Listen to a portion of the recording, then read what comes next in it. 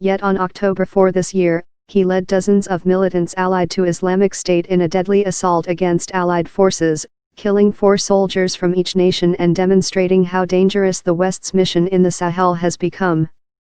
The incident sparked calls in Washington for public hearings into the presence of U.S. troops.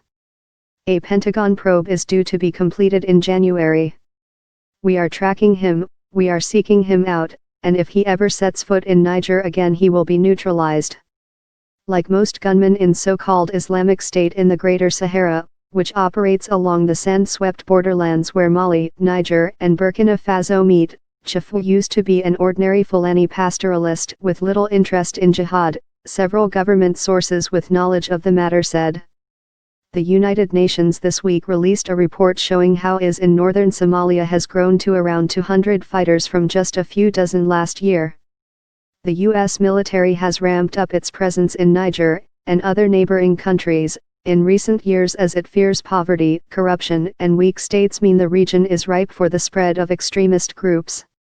Genesis of a jihad. For centuries the Tuareg and Fulani have lived as nomads herding animals and trading, Tuareg mostly across the dunes and oases of the Sahara, and the Fulani mostly in the Sahel, a vast band of semi-arid scrubland that stretches from Senegal to Sudan beneath it. Some have managed to become relatively wealthy, accumulating vast herds. But they have always stayed separate from the modern nation-states that have formed around them. A turning point was the Western-backed ouster of Libya's Muammar Gaddafi in 2011. With his demise, many Tuareg from the region who had fought as mercenaries for Gaddafi returned home, bringing with them the contents of Libya's looted armories. Some of the returnees launched a rebellion in Mali to try to create a breakaway Tuareg state in the desert north, a movement that was soon hijacked by al-Qaeda-linked jihadists who had been operating in Mali for years.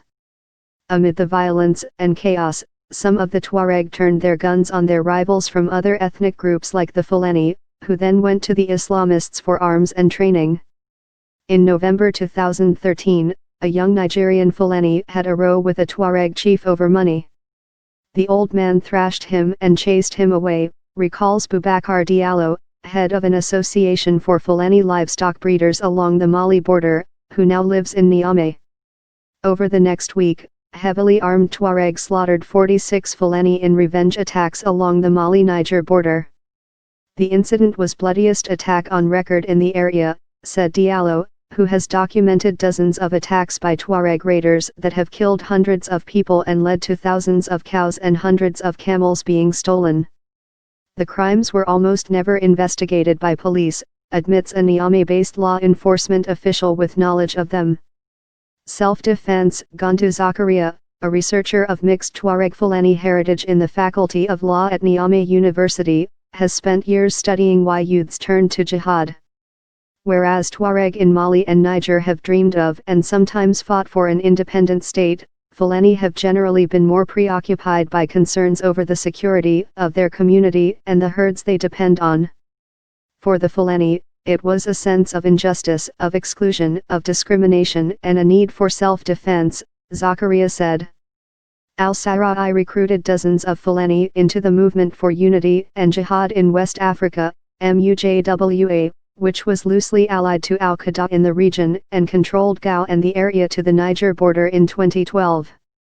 After French forces in 2013 scattered Islamists from the Malian towns they controlled, al-Sarai was briefly allied with Mokhtar Belmokhtar, an al-Qaeda veteran.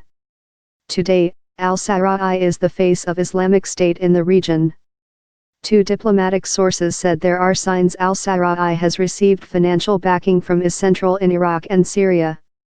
Yet Diallo, who met Chifu several times, said he was very calm, very gentle. I was surprised when he became a militia leader. U.S. and Nigerian sources differ on the nature of the fatal mission of October 4. Nigerians say it was to go after Chifu, U.S. officials say it was reconnaissance mission. One vehicle lost by the U.S. forces was supplied by the CIA and kitted with surveillance equipment, U.S. media reported. A surveillance drone monitored the battle with a live feed. The Fulani men, mounted on motorbikes, were armed with the assault rifles they first acquired to look after their cows.